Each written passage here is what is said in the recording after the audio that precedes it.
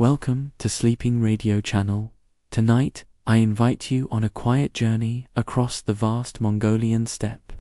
As night falls, let your mind drift over endless grasslands, where history once carried the greatest land empire the world has ever known. Close your eyes and imagine a world stretching from the distant Pacific shores to the plains of Eastern Europe. In this calm story, we will follow the rise of the Mongols not only as conquerors, but as builders of roads, trade, and ideas that quietly linked East and West long before the modern age. Now picture the cold wind moving gently through tall grass beneath a pale sky. Somewhere in that wide wilderness, a small boy named Temujin is born clutching a dark clot of blood in his tiny hand, a sign his people believed marked a warrior's fate. He comes into the world around the year 1162 on the harsh Mongolian plateau. His father, Yasuge, is a minor chieftain of the Borjigin clan, and his mother, Holan, is a strong woman whose courage will shape her children as lives when everything else falls apart. At this time, Mongolia is not one country under one banner. Instead, it is a patchwork of restless tribes. Tatars, Merkits, Naimans, Karites, and many others, bound together and torn apart by raids, alliances, and sudden betrayals that come and go like storms over the grass. Life on the steppe is both simple and brutal. In winter, icy winds drive the temperature far below freezing, and in summer long dry spells can kill the herds that mean the difference between life and death. In such a land, only the most resilient families survive. Children learn early that food, shelter, and safety are never guaranteed, and that strength and adaptability are as important as breath itself. From his earliest days, Temujin grows into this demanding world. Before he can properly walk, he is placed on horseback, learning to ride at a full gallop across uneven ground, and soon he is drawing the bow from the saddle, sending arrows into distant targets with a calm, steady hand. He learns to endure hunger, cold, and exhaustion in silence. Days might pass with little food and no real shelter except a thin felt wall against the wind, and still the training continues because the steppe offers neither mercy nor rest. Yet even by the hard standards of nomad life, his childhood becomes unusually difficult. When Temujin is about 9 years old, his father takes him to the family of his future bride, bought to cement their childhood betrothal, and leaves the boy there as custom demands, so he will grow up among his in-laws. On the lonely journey home, Yasuge accepts food from strangers of the Tatar tribe. They recognize him as an old enemy and poison the meal, after which he weakens quickly and realizes that his life is slipping away. Before he dies, he sends a trusted companion to fetch Temujin and bring him back to his mother and younger brothers and sisters.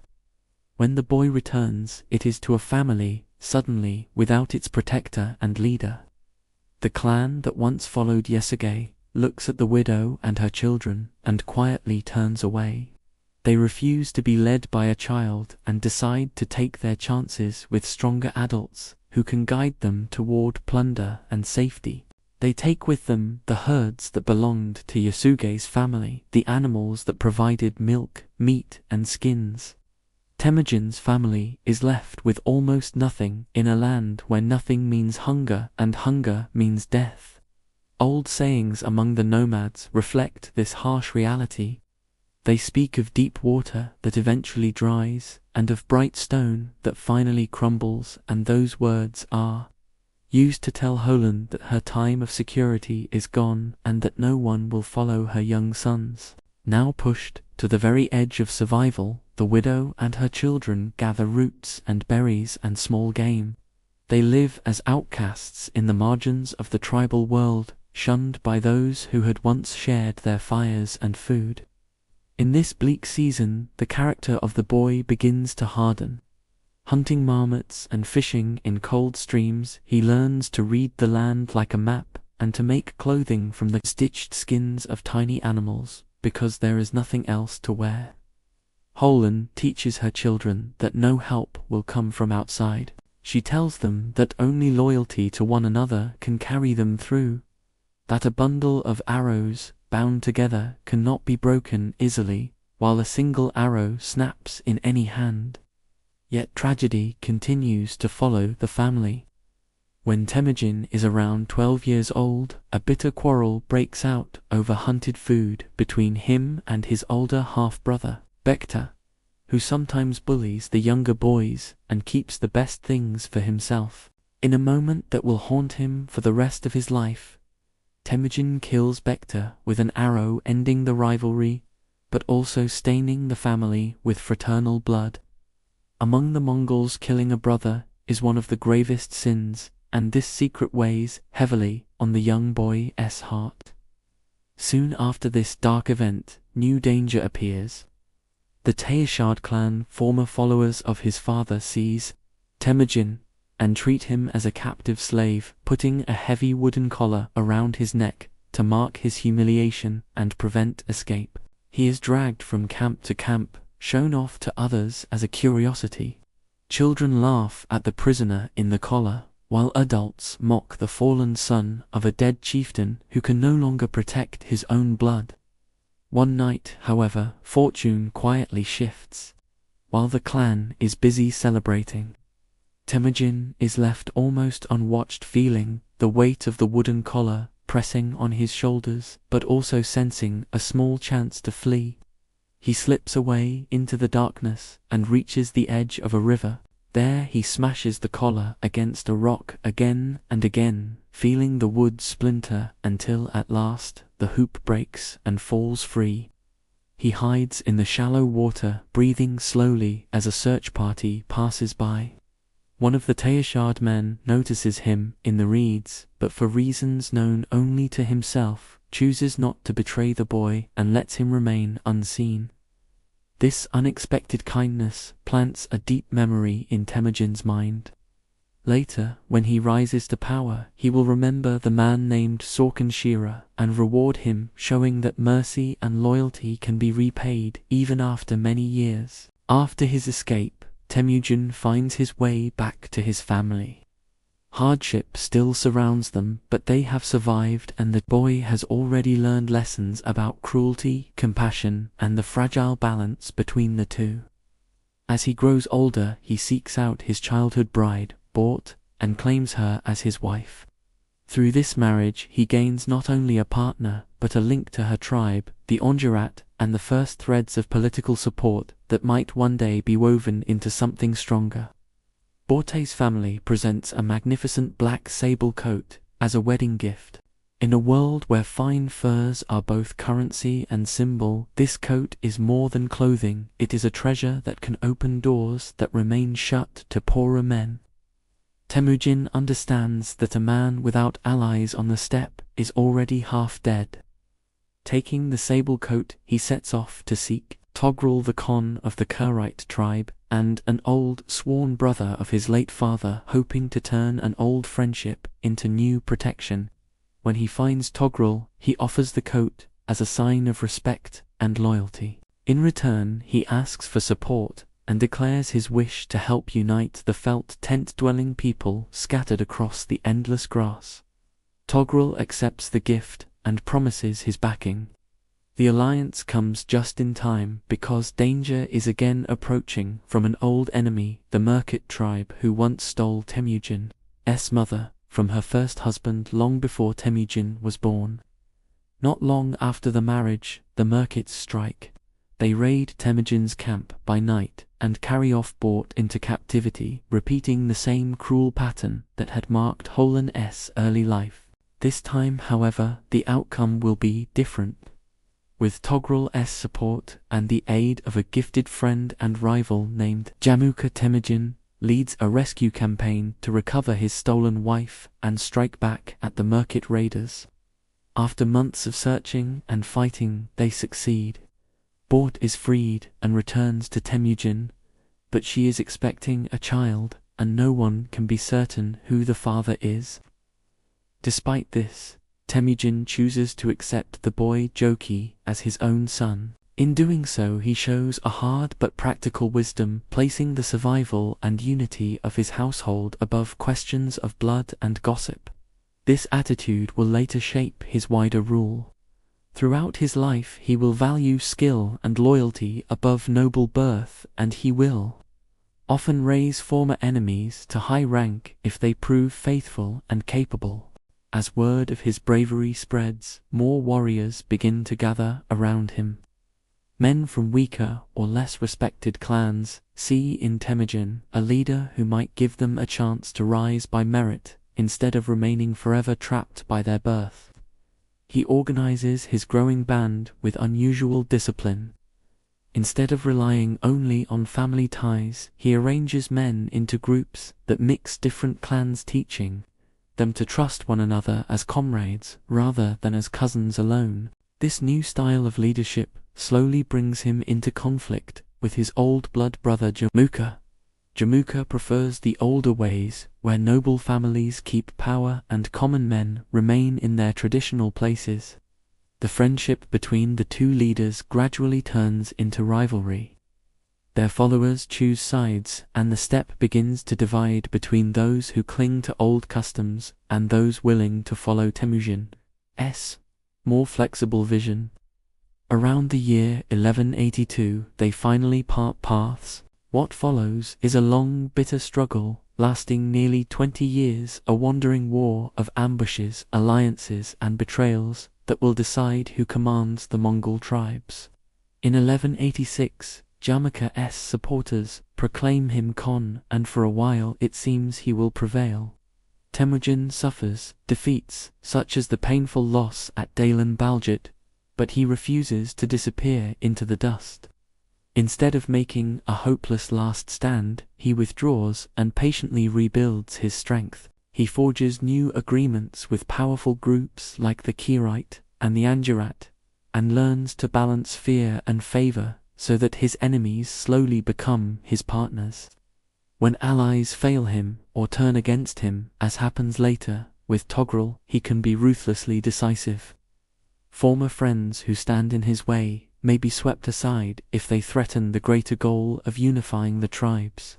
By 1206, after years of hardship, strategy, and unrelenting effort, Temujin achieves what no leader before him has managed. Most of the Mongol and related Turkic tribes of the steppe have accepted his rule either through loyalty or through defeat. A great council is called near the sacred mountain of Burkhan Khaldan. Chiefs and elders gather their felt tents spread over the valley as horses graze quietly under the open sky. There the assembled nobles lift Temujin on a white felt carpet and carry him above their heads. In that solemn moment, they proclaim him Genghis Khan, the oceanic ruler, the universal Khan of a newly united Mongol nation. The boy who once starved on the fringes of society now stands at the center of the largest tribal confederation the steppe has ever seen. Even his old rival Jamuka, after capture, asks for an honorable death without the shedding of blood, and Genghis grants this request and has him buried with respect. At this gathering, the new Khan begins to turn a loose confederation into something closer to a state. He issues a set of laws and customs known as the Yasa, intended to bring a single rule of justice across many different tribes. He reorganizes the army into a clear decimal structure, units of 10, 100, 1,000, and 10,000 called a tumman. In this new system, tribe matters less than duty, and a skilled commoner can command noble-born warriors if he proves himself. He creates a network of trusted messengers who can cross vast distances on fresh horses, carrying orders from camp to camp. He also forms a personal guard, the Keshig, a corps of loyal companions who will later become some of his most important generals. At roughly 44 years of age, Genghis has completed the first great circle of his life. He has risen from abandoned outcast to emperor of the steppe, yet the horizon of his ambition stretches much farther than the grasslands of his birth. Standing before his gathered warriors, he speaks of a world beyond the familiar pastures. He tells them that he has risen from the brown earth to a golden throne, and that he intends to extend his hoofbeats across all lands that can be reached by horse. The warriors who once fought each other in small clan battles now look outward. To the south lies the wealthy but divided realm of northern China, and to the west stand the rich cities and fertile plains of the distant Islamic world, and beyond them the distant kingdoms of Europe. With a united people behind him and a disciplined army at his command, the nomad has become a ruler with a vision that touches continents. The quiet steppe is about to send forth a storm that few beyond its borders truly expect or understand. The Mongol storm begins to gather as Genghis Khan looks beyond the steppe, ready to reshape distant civilizations with the speed and silence of a winter wind. At the heart of his rising power stands a military force unlike any the world has seen built. Not only from skill and courage, but from a new system of discipline and loyalty that binds thousands into a single will. The core of this army is the horse archer, a warrior raised from childhood in the saddle, taught to ride before he can walk, and to draw the powerful composite bow with unerring accuracy. Their bows made from layered wood, horn and sinew can send arrows farther than most. Enemies can even imagine turning open fields into battlegrounds where no one can hide from their reach. Each warrior carries hundreds of arrows along with spare bows, rope lassos, and small tools, allowing him to live on horseback for days at a time without slowing his pace. In battle, their movements are fluid and precise. They gallop forward, release volleys of arrows, then spiral away before the enemy can strike back, creating a living storm of motion and sound. Genghis organizes these men into his decimal structure: 10, 100, 1,000, and 10,000, each unit trained to obey signals without hesitation, even across the dust and chaos of war. This new order breaks ancient customs because loyalty to the Khan matters more than loyalty to clan or birth, and a man of low origin can rise through the ranks if he is skilled and true. Harsh discipline guides the army. Every man is responsible for his comrades, and the punishment for abandoning a companion or disobeying orders is death, swift and certain. Yet the rewards are equally great. Spoils of victory are shared more fairly than in any neighboring kingdom, and warriors fight knowing their families will be protected if they fall. Genghis understands that battles are won not only with arrows but with fear, so he uses reputation as a weapon, letting stories of his ruthlessness travel ahead of his soldiers like wildfire. Settlements that resist are destroyed completely, while those that surrender without a fight are spared, creating a clear choice that spreads through every frontier city. When the Tangat kingdom in the west refuses to submit, his forces overwhelm their cities, using captured engineers to build siege engines they had never known before. Rivers are diverted, walls collapse, and steppe warriors who once fought only in open plains now master the art of siege until the kingdom bows and accepts vassal status. With this conquest secured, the Khan turns to a far greater challenge: the Jin dynasty of northern China, a powerful state with millions of people, fortified cities, and vast armies. In 1211, his forces sweep into Jin territory from 3 directions, striking faster than the defenders can reorganize and forcing them into a defensive war they do not fully understand.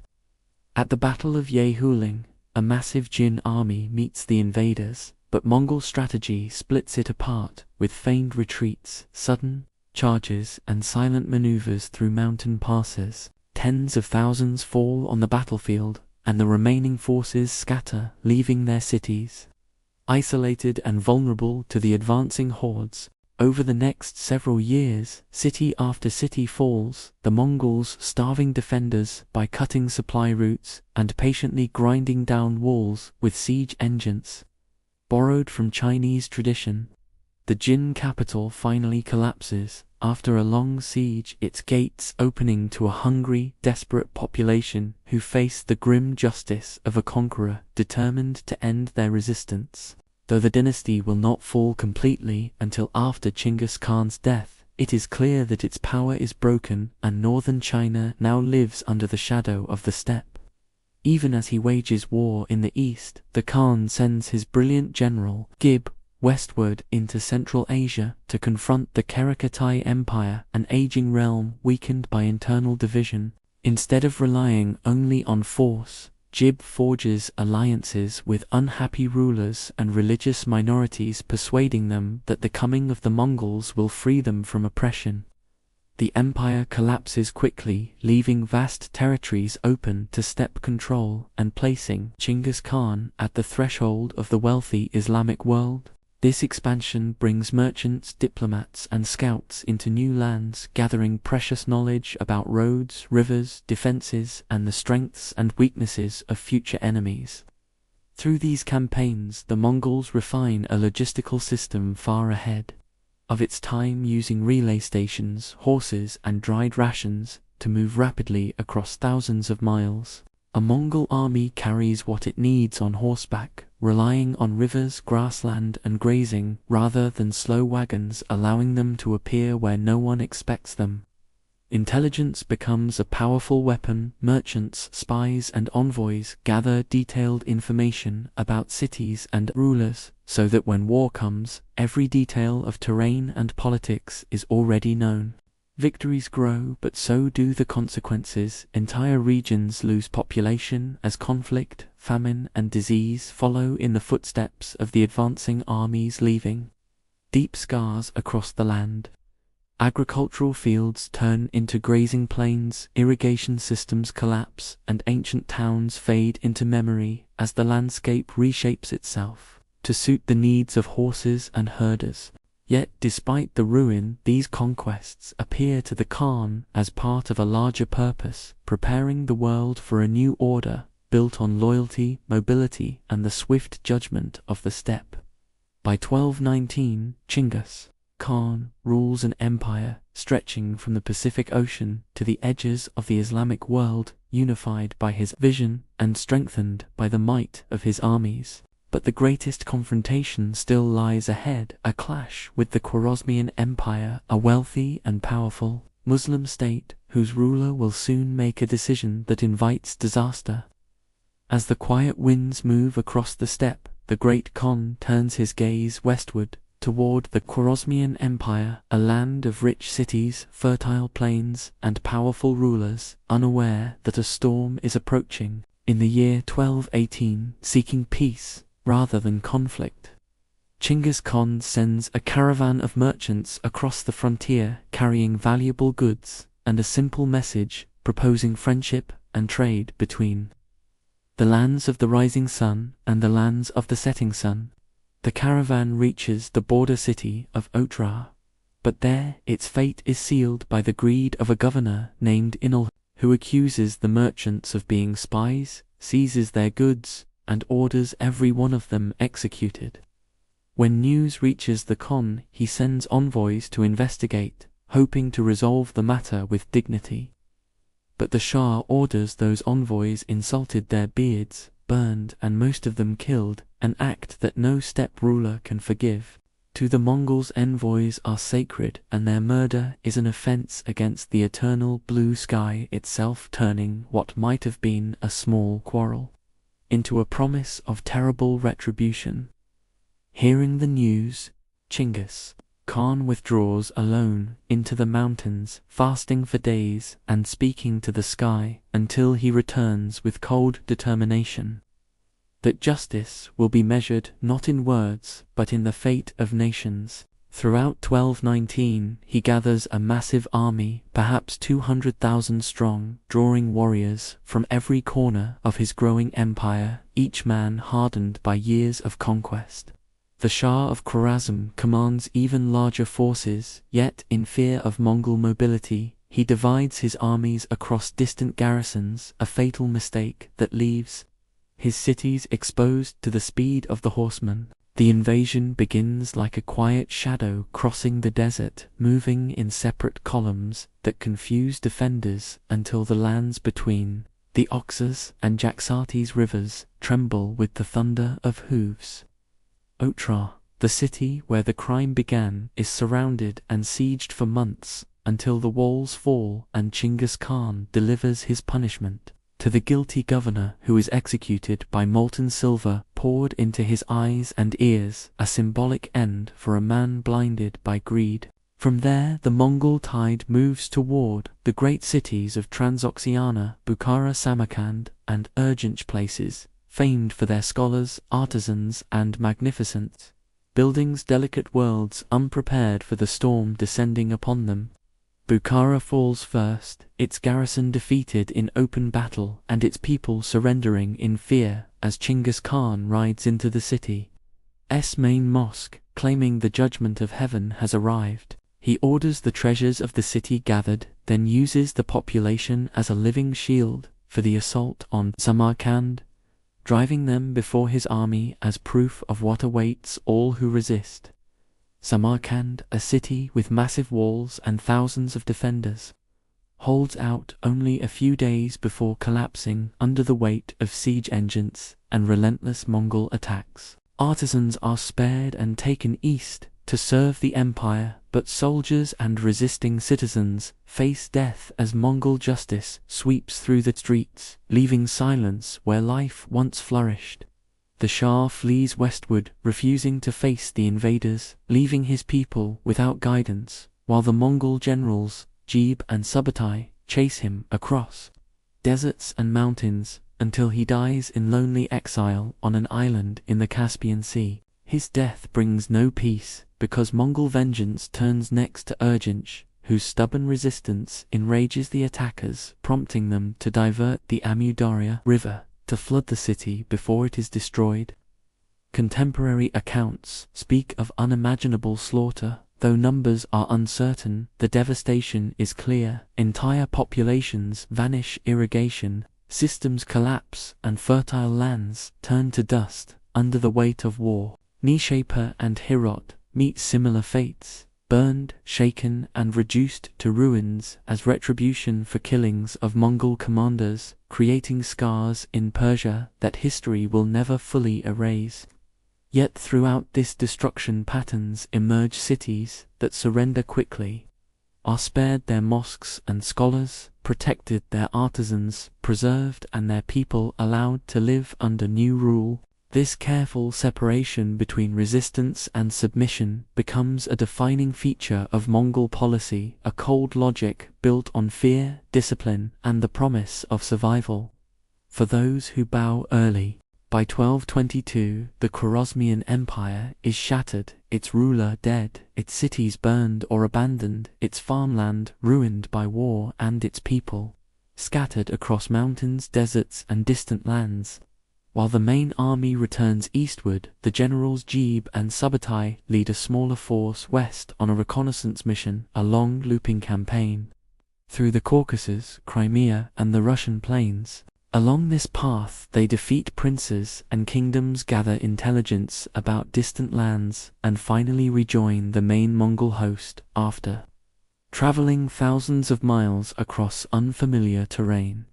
The fall of Khwarezm marks one of history's great turning points, opening Central Asia to Mongol rule, changing the patterns of trade and reshaping the destinies of peoples from Persia to India. Even now, as you relax deeper into calm, the echoes of these events continue to shape cultures, languages, and memories across Eurasia long after the horses and arrows have faded into dust. And yet, for Genghis Khan, the path forward still stretches far, toward unfinished wars in China, and the growing vision of a world unified under a single vast sky. Now the winds of the steppe carry the Mongol armies even farther as Genghis Khan turns his attention back toward the east, where unfinished struggles still wait in the lands of China. After the destruction of Khwarezm, the great Khan returns toward the familiar mountains and river valleys of Mongolia, carrying with him the weight of conquest. and the lessons learned across deserts and ruined cities. Northern China still belongs partly to the Jin dynasty though. Weakened by earlier defeats, its garrisons unsettled, and its people weary from years of relentless pressure. The Western Shire Kingdom too had shown defiance before, and its refusal to send troops during the Persian campaign fuels Genghis Khan's desire to settle accounts once and for all. Through the final years of his life, he prepares new campaigns, gathering supplies, organizing armies, and ensuring that every corner of his empire knows the discipline of his rule.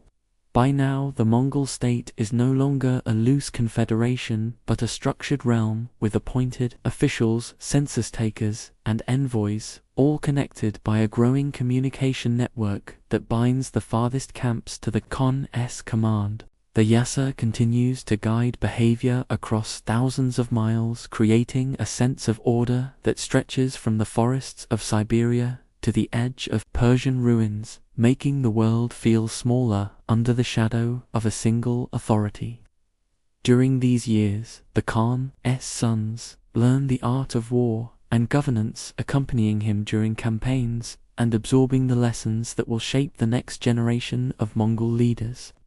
But even the greatest conqueror cannot escape the wear of time. In 1227, during the campaign against the Western Shia, Genghis Khan suffers injuries after being thrown from his horse, adding exhaustion to the relentless strain of his long leadership. He continues to direct the campaign despite pain and illness, determined to bring the kingdom to heel as punishment for their earlier refusal to support him. The Western resist bravely, but their defenses crumble under the combined pressure of siege engines, cavalry assaults, and tactical encirclements that leave no room for recovery. Not long after their submission, Genghis Khan's health declines sharply, and during the final stages of the campaign, he dies, leaving behind an empire that stretches farther than any nomadic realm before it. His death is kept secret from most of the army, ensuring that the campaign finishes without disorder or retreat. The steppe tradition of hiding a ruler's passing keeps morale unbroken until victory is complete. When the truth is finally revealed, his followers mourn him in silence, honoring a man who rose from hardship, banditry, starvation, and exile to reshape half the world through sheer will. His body is carried back to Mongolia and buried in an unmarked grave somewhere beneath the quiet grasslands, far from cities, palaces, and monuments. Fitting for a leader who spent his life close to the land. According to legend, the funeral escort killed anyone who saw the procession, then killed themselves to guard the secret of the Khan's resting place, ensuring that no enemy or rival would disturb his peace. After his death, the empire passes to his third son Ogedei, a calm, thoughtful ruler chosen by Genghis himself for his balanced judgment and ability to maintain unity among competing branches of the family. Under Ogedei, the Mongol Empire enters a new phase, expanding even farther than before, stretching its influence across China, Korea, Central Asia, Persia, and soon into the far western lands of Eastern Europe. But for now, imagine the vast quiet steppe, where a lone grave lies hidden beneath wind-swept earth, the final resting place of a man whose journey from abandoned child to universal ruler forever changed the course of human history. He leaves behind not just an empire, but a new system of warfare, government, and trade that will ripple outward across centuries, touching lands that his horses never reached. As the sun sets over the grasslands, his legacy moves forward, carried by his sons' generals and distant descendants who will push the empire to its greatest expansion and shape the lives of countless generations. Now the story turns west again, where a new chapter begins as the Mongol armies prepare to cross into Eastern Europe, bringing with them the full memory of Genghis Khan and the unstoppable force he set in motion. After the passing of Genghis Khan, the winds of the steppe continue to carry the rhythm of his ambitions forward, and under his son Ogedei, The Mongol Empire begins its greatest outward expansion, pushing into lands far beyond the imagination of earlier nomad kings. Ogedei rules with a steady hand, balancing the restless energy of his brothers and nephews while building a vast administrative system that strengthens the empire's foundation. He orders the construction of a true capital at Karakoram, transforming a simple camp into a bustling city where artisans from every corner of the empire build temples, markets, and palaces.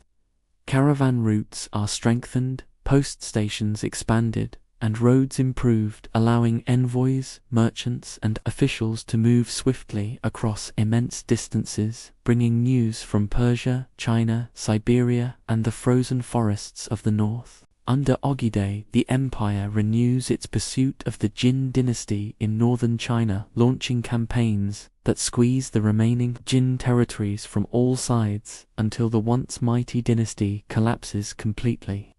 But the Khan's greatest military undertaking is directed westward toward the lands of the Rus princes, the Polish kingdoms, Hungary, and eventually the fringes of the Holy Roman Empire. The invasion begins in 1236, led by Bato Khan, grandson of Chinggis, and accompanied by Subutai, the brilliant general whose strategies had already shaped victories across Asia.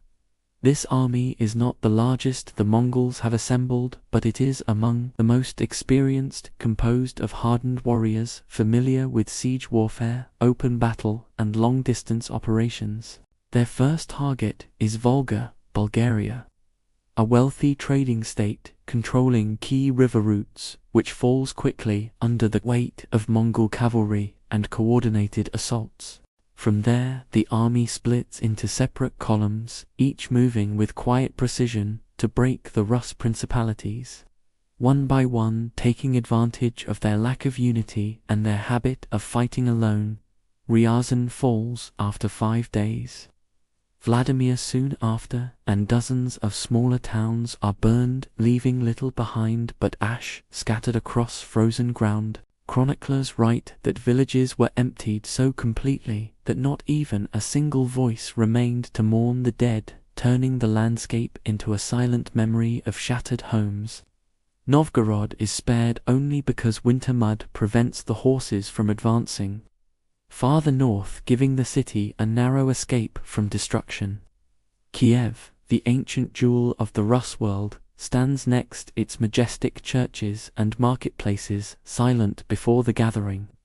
Mongol forces, after fierce fighting, the city falls, and foreign travelers in later years describe great mounds of bones where walls and houses once stood, haunting reminders of the battle that ended Kiev's old glory.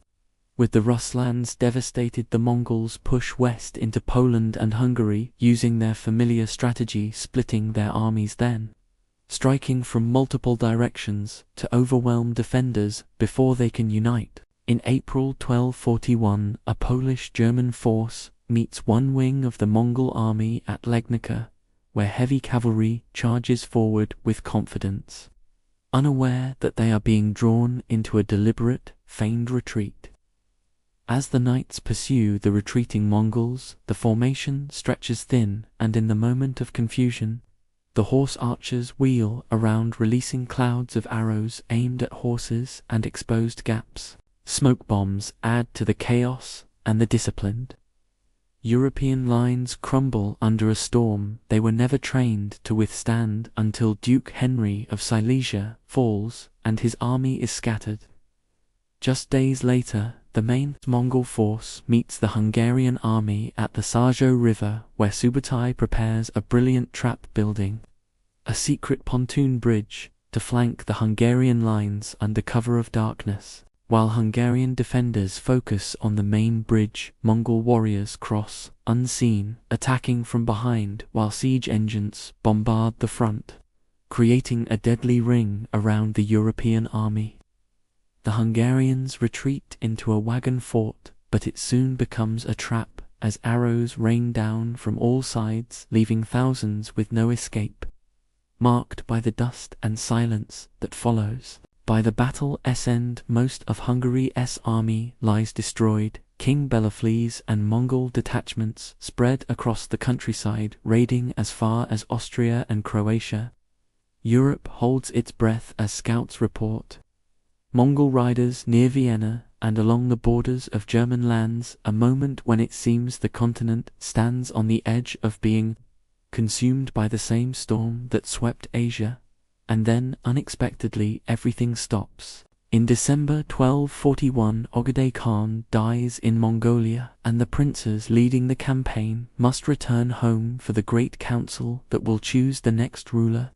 With this sudden turning of fate, the Mongol armies withdraw from Central Europe, leaving behind burned fields, empty villages, and a continent shaken by a force it barely had time to understand.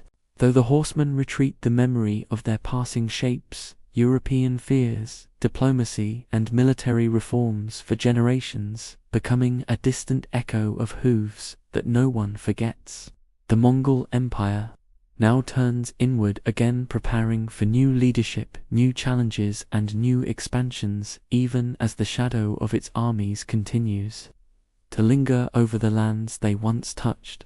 After the armies withdraw from Europe, the empire enters a quiet but powerful transformation, a widening of roads, a strengthening of systems, and the rise of a new era built on the foundations that Genghis Khan first imagined.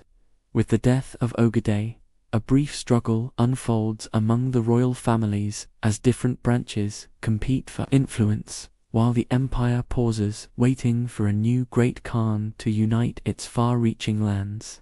For several years, the realm is guided by Temujin, the widow of Genghis, a capable and determined regent who holds the empire together.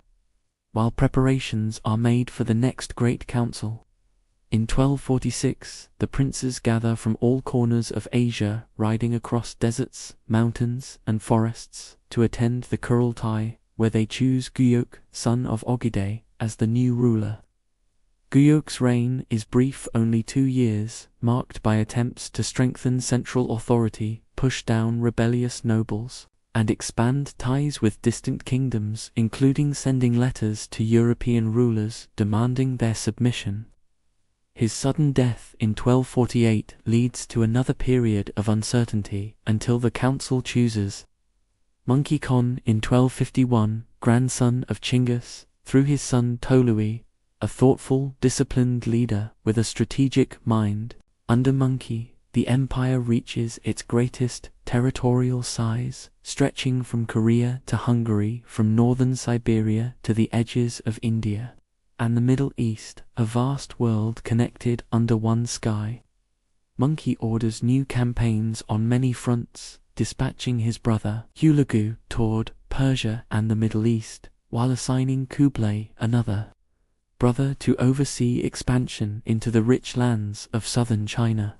Hulagu marches west with a massive army, conquering fortresses across Persia before besieging Baghdad in 1258, bringing an end to the Abbasid Caliphate that had ruled the Islamic world for centuries. The fall of Baghdad sends shockwaves across the Muslim world, its libraries, schools, and ancient structures destroyed, as the city succumbs to fire, sword, and the weight of Mongol judgment. Farther east, Kublai advances into the realm of the Southern Song, a sophisticated Chinese kingdom rich in culture, trade, and powerful river defenses requiring new forms of warfare to overcome. During these years, the empire also strengthens something quieter than battle, the great web of trade and communication that becomes known as the Pax Mongolica, the Mongol peace. Across this immense world, relay stations are built every day, ride apart, offering fresh horses, shelter guards, and supplies to envoys, merchants, and travelers. Messengers carrying the Khan's order can cross entire continents in mere weeks, moving faster than any government system of the medieval world, and binding Asia with threads of speed and certainty. Merchants now travel from the Mediterranean to China without crossing hostile borders, and for the first time silks, porcelain, spices, and precious stones move safely along routes once broken by bandits and warring kingdoms. A merchant with a passport of the Khan can find shelter, food, and protection in nearly every land he crosses, from the markets of Samarkand to the forests of Russia and the gates of the Great Wall. In this time, scholars, priests, monks, and diplomats from many religions share ideas freely in cities like Karakoram, Tabriz, Kombulik, and Samarkand, exchanging philosophies, mathematics, astronomy, and medicine. Gunpowder moves west toward the Islamic world and Europe. Paper money spreads to new regions. Sweet fruits from Central Asia reach China, while crops from the Mediterranean cross into distant lands, shaping diets for centuries to come. Marco Polo later travels through this world, describing palaces, markets, armies, deserts, and wonders that only such an interconnected age could create. His journey made possible entirely by Mongol stability. But beneath this peaceful surface, weaknesses begin to appear, cracks that spread slowly through the empire. As each region develops its own customs, leadership, and loyalties, religious tensions grow in the west, where the Ilkhanate in Persia begins to embrace Islam, while the Golden Horde to the north also turns to the same faith, shaping rivalries and alliances in unexpected ways. In Central Asia, the Chagatai Khanate struggles between traditional steppe ways and the growing pull of Islam and sedentary life. Its leaders divided between old customs and new influences. Meanwhile, Kublai Khan in the east continues to adopt Chinese administrative practices, blending Mongol rule with Confucian bureaucracy, a change that brings wealth but alienates many nobles of the northern steppe. Even nature turns against unity as the climate begins to cool across the grasslands, reducing pastures, weakening herds, and making the ancient nomadic lifestyle more difficult to sustain. And then the greatest shadow of all begins to spread along the trade routes, the Black Death, a devastating disease that travels with caravans and ships, wiping out millions across Asia, Europe, and the Middle East.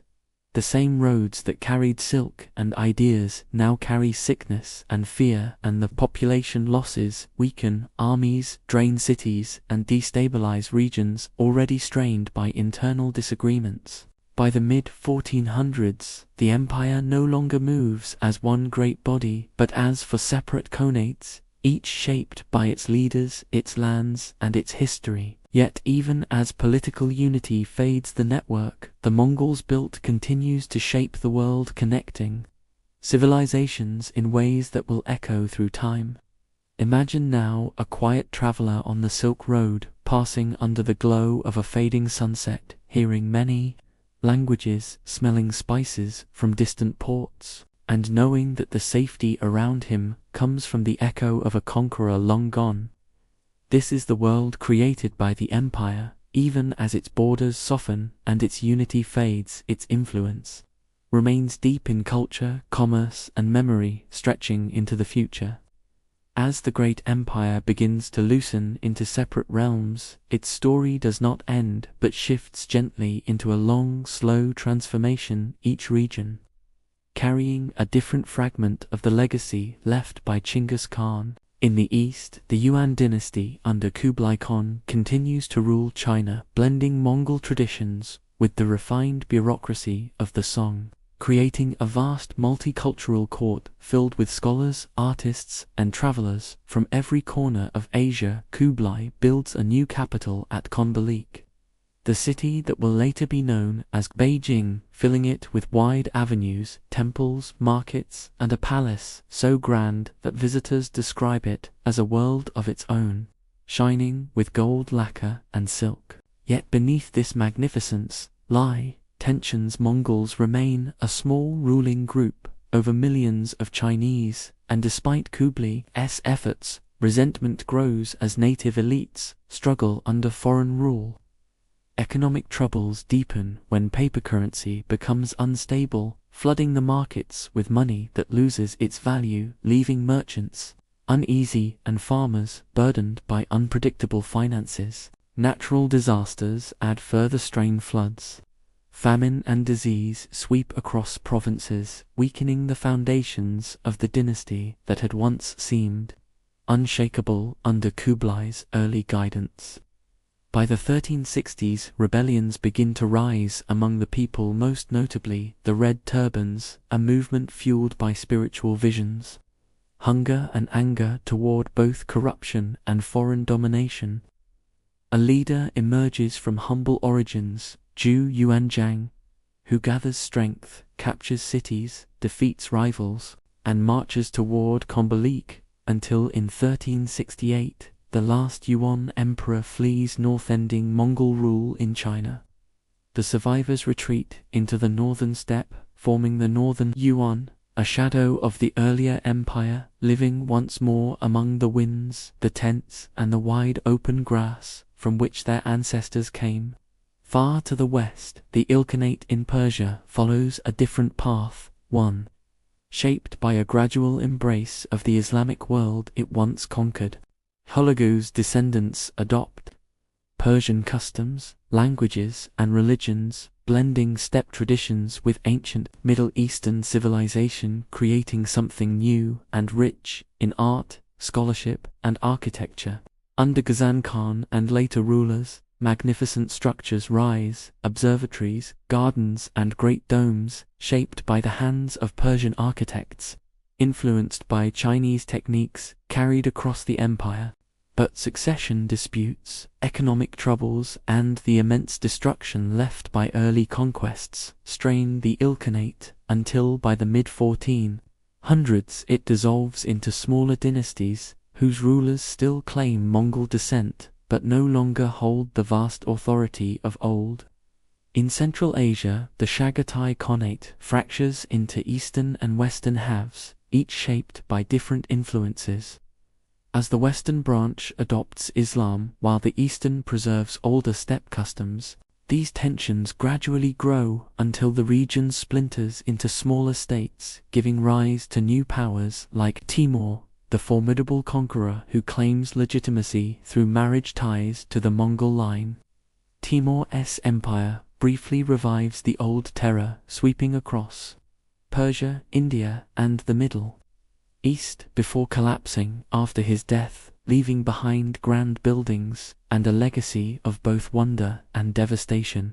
Meanwhile, in the north, the Golden Horde endures for centuries, ruling over the Rus principalities, collecting tribute and shaping the political culture of emerging Muscovy.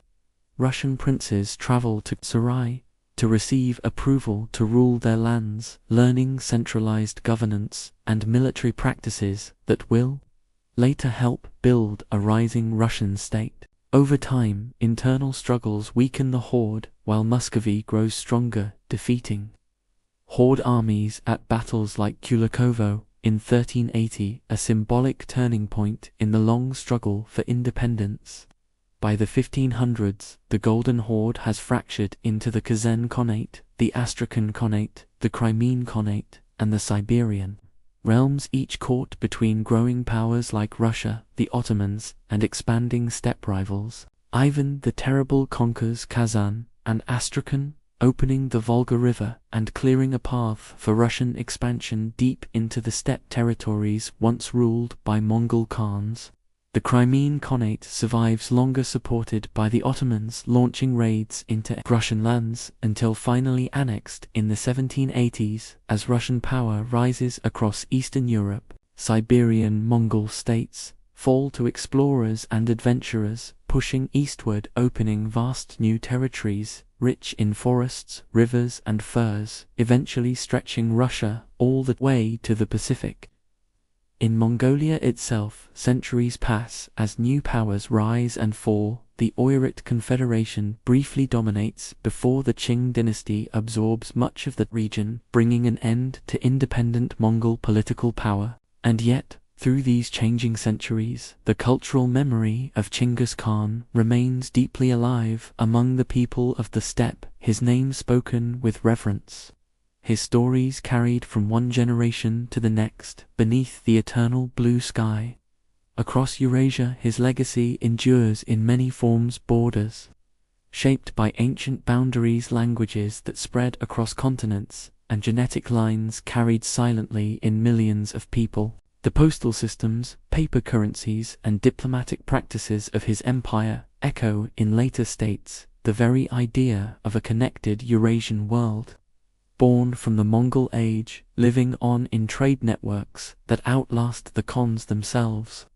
In Russia, in Persia, in Central Asia, in China, and in Mongolia, his shadow stretches across time, influencing cultures, identities, and histories long after the horses stopped galloping across the grass. And as the centuries fade, the empire becomes not only a historical memory, but a story of how vast lands once moved in harmony under a single vision before slowly unfolding into new nations, each carrying a part of that ancient dream. As centuries pass, and the last embers of the great empire fade into history, the story of Genghis Khan and his descendants enters its final quiet chapter 1, shaped not by conquest but by transformation, memory, and the long, slow passing of time. In the Far East, the northern Yuan persists for generations, living in the homeland of the steppe where winds still sweep over open grass, and the old rhythms of nomad life continue beneath the eternal blue sky. But new forces rise beyond the mountains, the Manchu in the northeast, gathering strength, uniting tribes, and building a power that slowly expands toward Mongolia. By 1691, the Mongol nobles gathered at Dalanor submit to the Qing dynasty, recognizing its growing dominance and bringing the last political remnant of the old empire under Chinese rule. Though the Khans lose their power, the traditions of the steppe persist in the songs, the horsemanship, the festivals, and the deep respect for ancestry passed from one generation to the next. Farther west, the legacy of the Chagatai lands flows into the Timurid and Mughal empires, where rulers claim descent from the conquerors even as their courts glow with Persian art, Indian architecture, and diverse cultural influences. In India, the Mughal emperors build grand tombs, palaces, and gardens, their courts filled with poets, astronomers, and artisans, blending steppe heritage with the riches of the subcontinent. Though the Mughals eventually decline under pressure from local uprisings and European expansion, their cultural achievements echo through centuries, shaping art, architecture, and governance in South Asia. Across the vast northern plains, the former lands of the Golden Horde slowly transform under Russian expansion as fortresses rise where nomad camps once stood, and forests spread over old grazing grounds.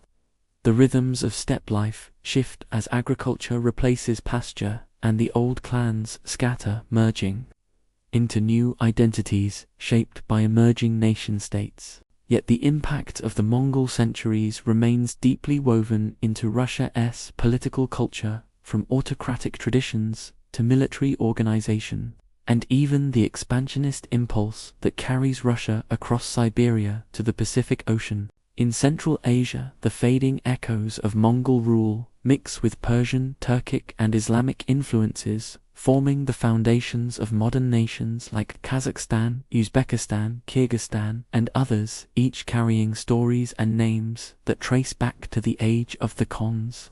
Even in regions where armies once brought devastation, the memory of the empire becomes more complex over time, a story not only of destruction but of exchange, connection, and transformation. For while the Mongol invasions scarred landscapes and populations, the Pax Mongolica that followed opened routes of trade, knowledge, and movement that changed the world forever. Gunpowder, printing techniques, new crops, and new ideas traveled across Eurasia for the first time, helping to shape the early modern age, centuries after the Khans themselves had vanished.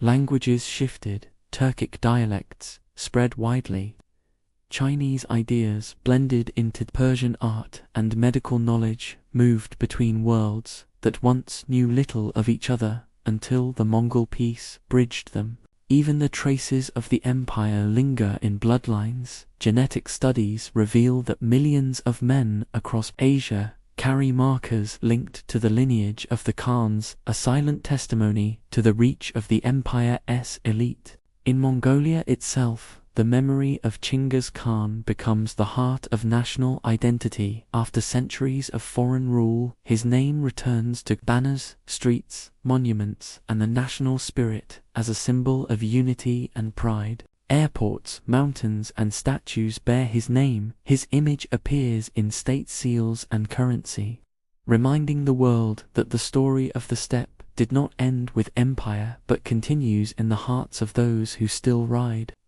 beneath the wide blue sky. Across Eurasia, historians, poets, and storytellers continue to explore the paradox of the empire, its astonishing speed and ferocity, its networks of communication, its brutality, and its openness to talent, ideas, and religions. Some remember it as devastation, others as connection, but all agree that the Mongol age reshaped continents, shifting the course of civilizations for centuries to come. As you drift deeper into rest, imagine once more the Mongolian plateau, under a quiet dawn, its grass silvered by morning frost, its horizon stretching forever. Picture a lone rider moving slowly across the land where the empire began, a land unchanged by the passing of empires, still holding the footsteps of horses long gone. The felt tents glow faintly with early light, families prepare tea fires, crackle gently, and herds move with soft murmurs across the open world that shaped a conqueror and later carried his dream across half the earth. In this stillness, you can feel the gentle echo of hoofbeats fading into the distance, the memory of an empire that rose from hardship, united vast lands, and then dissolved back into the earth from which it came. What remains is a legacy not of borders but of connections, a reminder that even the greatest powers fade, but their influence flows onward in stories, roads, cultures, and the lives of millions who inherit the world they shaped. As sleep pulls you softly toward its quiet depths, carry with you the calm rhythm of the steppe, the rise and fall of civilizations, and the enduring legacy of the man who began it all. Genghis Khan, the universal ruler whose vision once united the Eurasian world and whose echoes still move gently across the winds of history.